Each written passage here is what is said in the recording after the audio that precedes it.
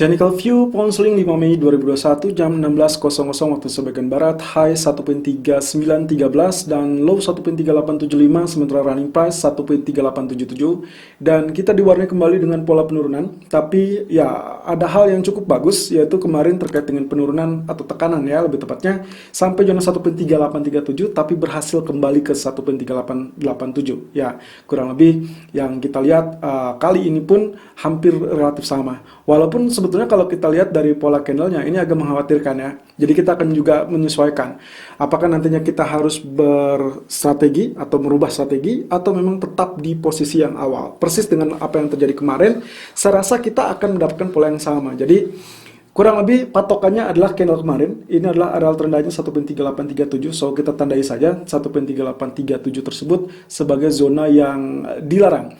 Kalau misalkan ternyata dia tembus, bahkan menembus zona low 2 hari yang lalu di 1.3800 sebagai level psikologis, maka barulah kita tentukan itu sebagai zona perubahan tren. Nah, kemudian untuk area kenaikan sendiri, area tertinggi kemarin 1.3911, walaupun hari ini sudah dilewati sedikit di 1.3913, tapi tetap harus berada di atasnya. Artinya closing candle atau ya let's say real body harus berada di atas area tersebut supaya untuk besok hari kita mendapatkan area kenaikan selanjutnya. Di area arsir ataupun di area 50% Fibonacci retracement 1.3902. Kemudian 1.3822 sebagai zona support dan 1.3982 sebagai area resisten. Ya, apa yang bisa kita buat di sini? Saya coba tarik area seperti ini, teman-teman. Ya, ini adalah area supportnya. Lalu kemudian yang paling atas kita juga samakan. Kita menggunakan area ini. Sebenarnya Anda bisa menggunakan teritori trend channel, ya. Tapi saya di sini coba untuk bikin terpisah antar resisten dan support. Jadi Anda bisa gunakan hal seperti ini. Nah, lalu kemudian patokan kita adalah area resisten berarti berada 1.3950. Who knows, kalau memang itu ditembus berarti confirm kelanjutan kenaikan dari pola double bottom sebelumnya. Ya, ini bottom pertama, bottom kedua. Atau area support 1.3788 itu pun dengan catatan kalau nanti ternyata dia tembus, barulah kita asumsikan level psikologis 1.3800 sebagai penggerak atau inisiasi terjadinya perubahan tren. Tapi yang paling confirm dia harus betul-betul menembus zona 1.3780. Sementara kalau kita lihat dari grafik H4, potensinya hampir sama ya, garisnya hampir sama, walaupun ini agak sedikit lebih tinggi. Tapi ya kembali dengan Fibonacci retracement area, kemarin kita juga sempat memanfaatkannya kisaran 1.3938 sampai 1.3827, dan ternyata dia memang kembali di 1.3911 gitu ya. Nah, ini berarti kalau misalkan dilihat ada kecurigaan bisa saja ini membentuk area double top ya.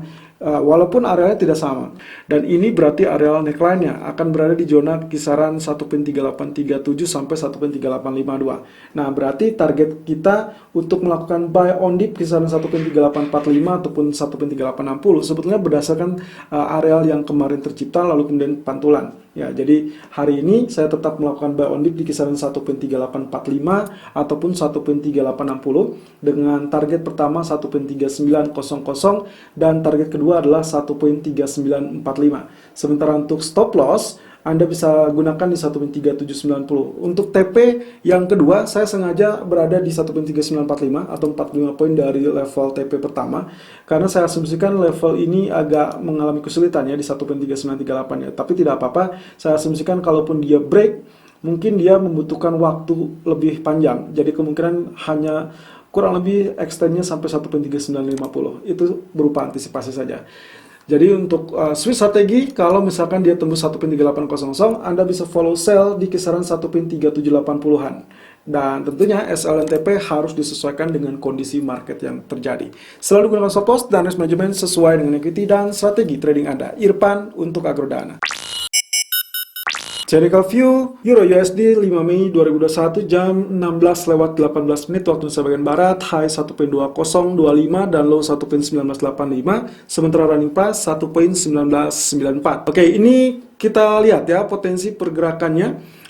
Kembali memang diganggu dengan faktor penurunan, apalagi sekarang sudah tembus 1.200, tapi kurang lebih pandangan saya tetap berada di 1.1907 atau 63 ya, lebih tepatnya 6375 itu kemungkinan potensi yang akan menjadi sorotan.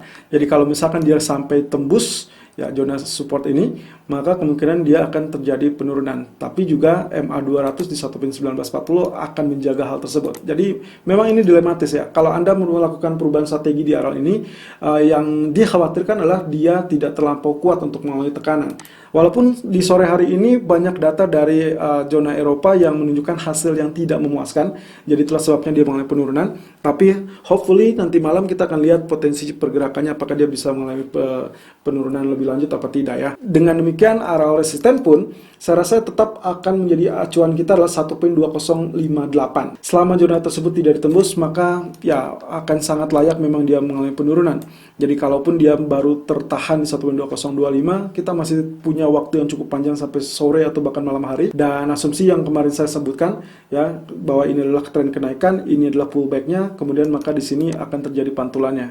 Hopefully seperti itu. Idealnya kurang lebih ya. Sementara di grafik keempatnya, potensi pergerakannya ya ini masih harapan-harapan dari potensial double bottom ya. Walaupun sekarang tailnya sudah berada 1.1985. Ingat yang kemarin saya sebutkan ya. Kalau misalkan dia diasumsikan katakanlah tailnya cukup panjang, tapi maksimum kita adalah di 1.1980. Kalau misalkan ini efektif, berarti pantulan seharusnya terjadi di sini, berarti ini bisa diasumsikan sebagai double bottom. Tapi kalau misalkan dia ternyata ditembus, of course, ini saatnya Anda melakukan perubahan strategi. Walaupun tadi di grafik dari chart, saya sudah jelaskan antara 1.1940 ini adalah MA200 dengan 1.1963. Itu akan menjadi area krusial. Kalau ternyata pun Anda melakukan switch strategi 1.1980, saya khawatir Anda hanya memiliki jarak sekitar 20 atau 30 poin untuk keluar sebagai TP pertama Anda. Ya, jadi pilihannya antara Anda bertahan atau memang Anda langsung switch strategi sekarang juga. Atau mungkin saja menunggu pullback terlebih dulu in case ternyata zona 1.2050 ini tidak ditembus. Jadi Anda bisa melakukan ancer-ancer sell di kisaran 1.2040 ataupun 1.2050. Nah, kemudian di grafik keempat kembali lagi, karena kita masih melihat ini sebagai potential double bottom, ada teori lain yang bisa kita gunakan dengan cara seperti ini. Kalau misalkan kita tarik seperti ini, kemudian areal resistennya juga sama, ya, kita coba menggunakan areal ini, maka yang akan kita dapati adalah pola dari falling wedge. Nah, falling wedge ini berarti akan dihadapkan pada dua pilihan, yaitu Anda bisa melakukan buy on breakout atau sell on breakout. Kalau Anda perhatikan, ternyata garis singgungannya di bagian bawah atau bagian support ternyata dia bersinggungan sama, ya. Artinya singgungan ini 1.1980 bersinggungan dengan zona historical price, yang berarti zona ini seharusnya menjadi zona support kuat. Jadi kita bisa andalkan dia untuk terpantul bahkan menembus zona resisten. Berarti resisten sekarang berapa? Resisten sekarang akan berada di 1.2010, yang berarti menandakan pula kalau Anda ragu untuk melakukan buy atau Anda belum melakukan buy eksekusi seperti yang tadi sempat kami sarankan di 1.2000 atau 1.2015, maka Anda bisa tunggu saja, memastikan areal 1.2010 ini berhasil ditembus. Kalau ya, berarti Anda bisa follow buy, tapi dengan SL ataupun TP yang cukup ketat. Dan TP pertama pertimbangan saya adalah 1.2040, TP kedua saya adalah di area 1.2100. Sementara untuk stop loss saya antisipasi di 1.1955.